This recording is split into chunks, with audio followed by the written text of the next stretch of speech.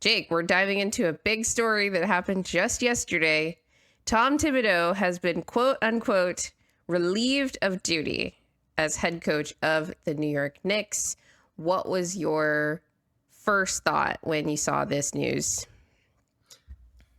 I think initially I was a little bit surprised, just because, in recent years, the Knicks haven't had the most success, over the last couple decades. And thinking about their playoff run this year, I mean, beating the Celtics was a really good accomplishment.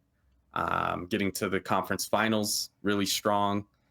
But I think it was good of them to maybe not overreact to that beating the Celtics.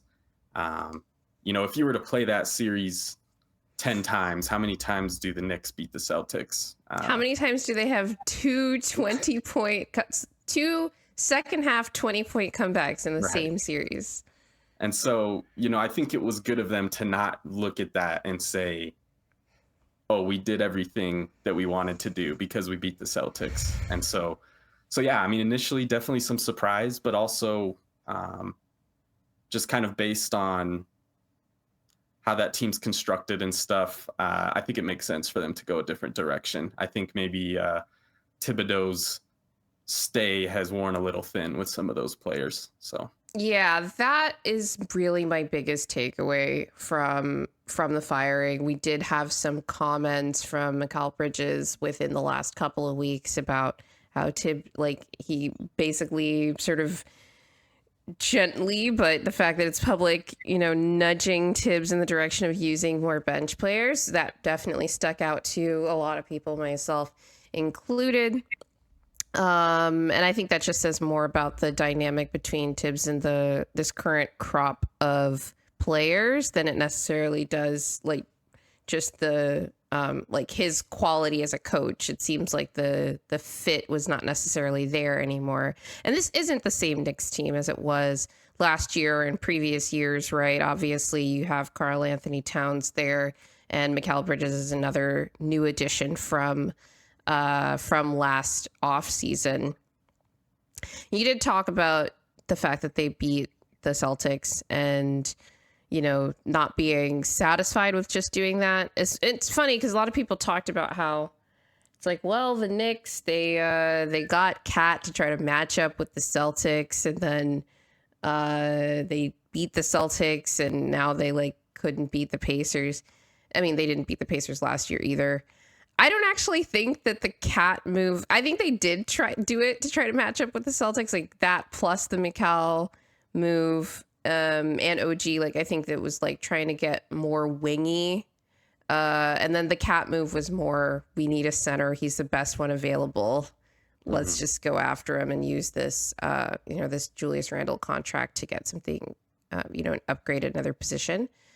I don't actually think they're a good matchup for the Boston Celtics. I think the Celtics really imploded. They really beat themselves in that series. So a lot of people have kind of, I've seen the thought that maybe they should have traded Cat instead of, firing the head coach. But obviously it's always going to be easier to fire your head coach than change the roster. Yeah, for sure. And,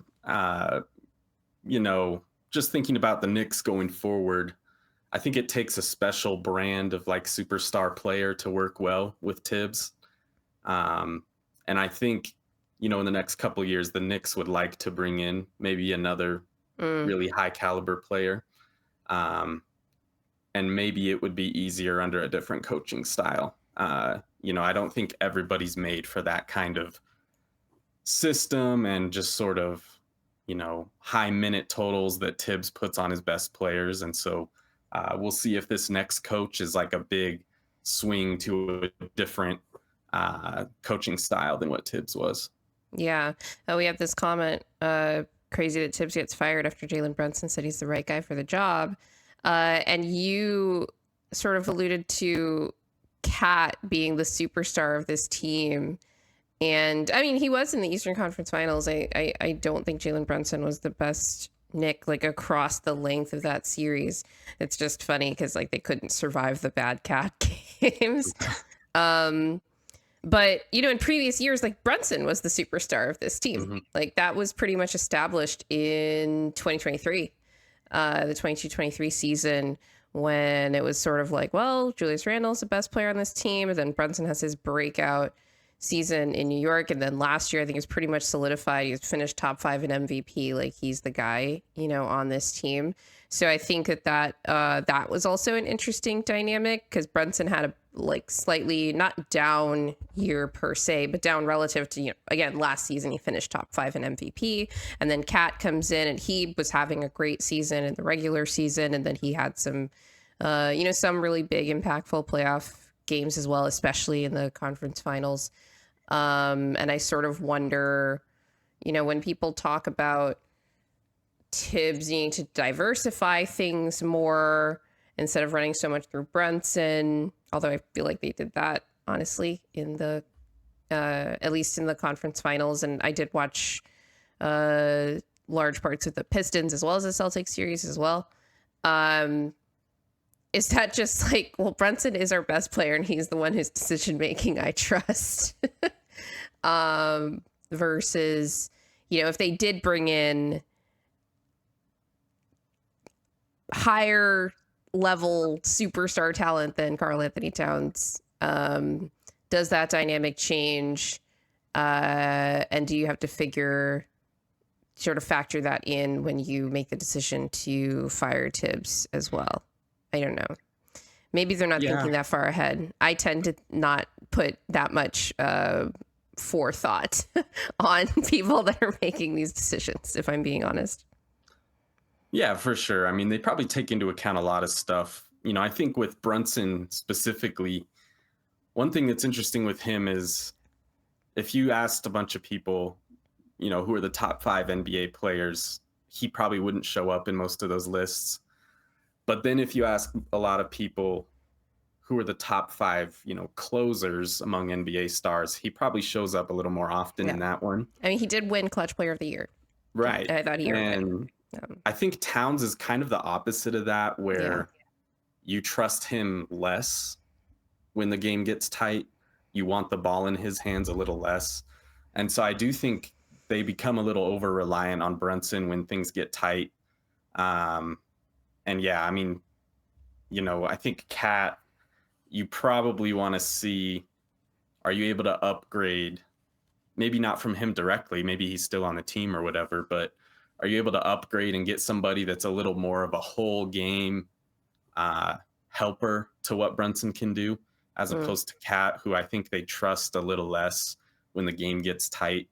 And I think there's good reasons for that. And so, I don't know that they'll switch up their roster too much now that they're changing coaches. My guess is it would probably be maybe some tweaks around the edges, and they run it back mostly, but we'll see what happens. Yeah. No, I definitely agree with that. And I think a lot of people have sort of said, hey, this isn't going to be a good defensive team because of the roster, so we have to try to maximize the offense. The Knicks were great offense this year. Actually, that's despite Brunson missing a large stretch at the end of the season with a pretty gnarly ankle injury right before and then came back right before the end of the season. So he was able to ramp up before the playoffs. So it's kind of actually, given that he missed that many games and how much it seemed like their offense was going to struggle without him, kind of a miracle that they won 51 games this year. But people want a more creative, quote unquote, creative offensive coach to sort of maximize that side of the ball and sort of give up on the idea that Thibs could turn this into a good defense. Before we move on, I do want to point to people to an interesting piece that Stefano wrote in Sporting News. Basically puts forth the idea that Thibs' creativity is actually unappreciated by fans. But he has this great quote in there. It says, quote, ask his players or advanced scouts around the league. They'll tell you he has one of the thickest playbooks in the NBA. I actually thought the Knicks tried a lot of different things offensively in this series against the Pacers. I thought the defense was a much bigger issue. And it was honestly much more personnel based than scheme based. But,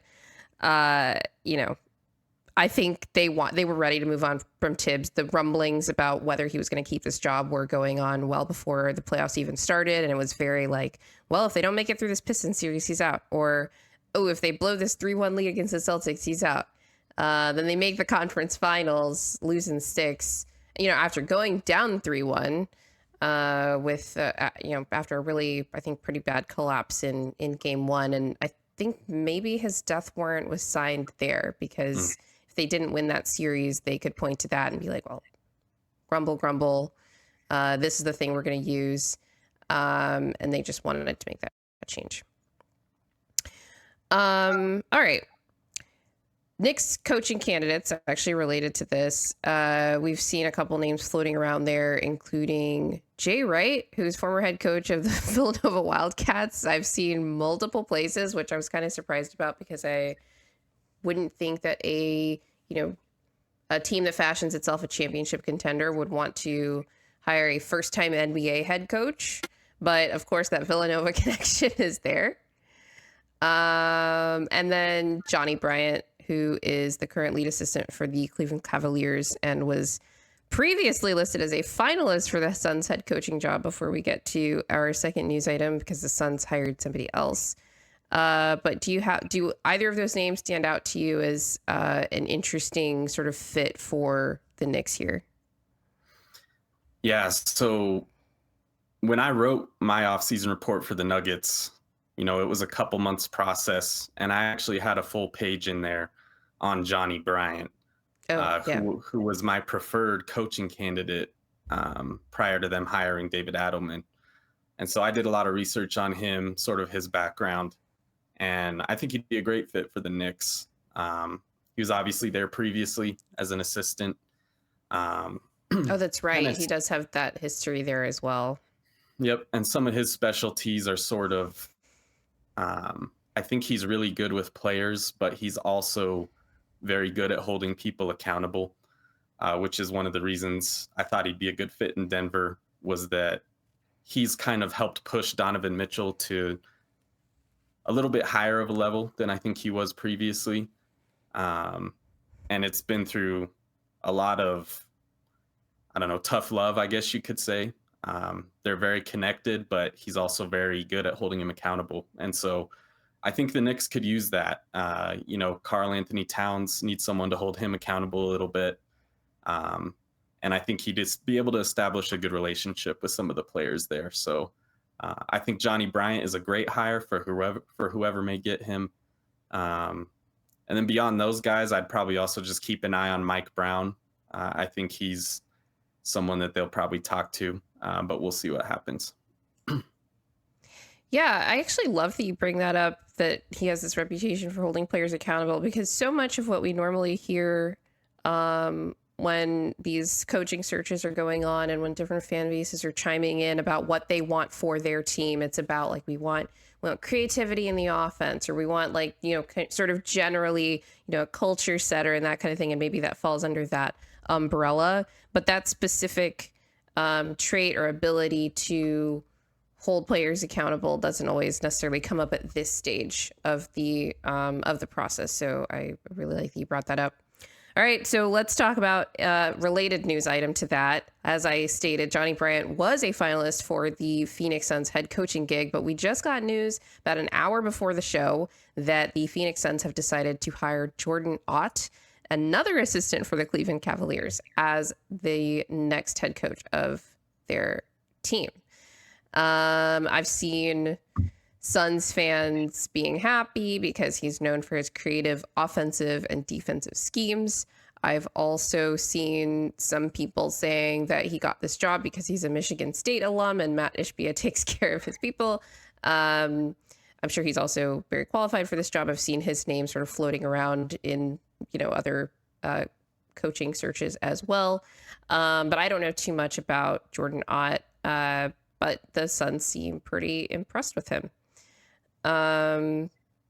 Any thoughts on this particular hire for the Suns? It seems to follow a trend that we've been seeing for the last, I would say, 2 coaching cycles, where largely the guys that are getting hired are assistants either getting promoted internally or assistants getting a chance at a new team to be a head coach and sort of bring fresh blood to the mix.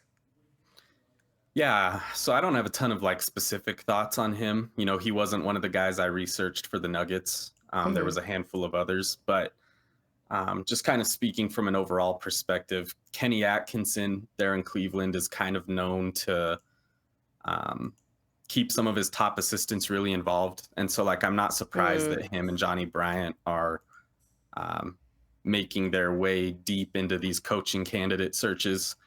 Um, and we did also see the report that, Devin Booker had some type of say in this hire. And I think it's always good practice to, as long as you're planning on keeping that guy around, which it seems like the Suns are, it's always good practice to keep those guys involved and have their opinions hold a little bit of weight.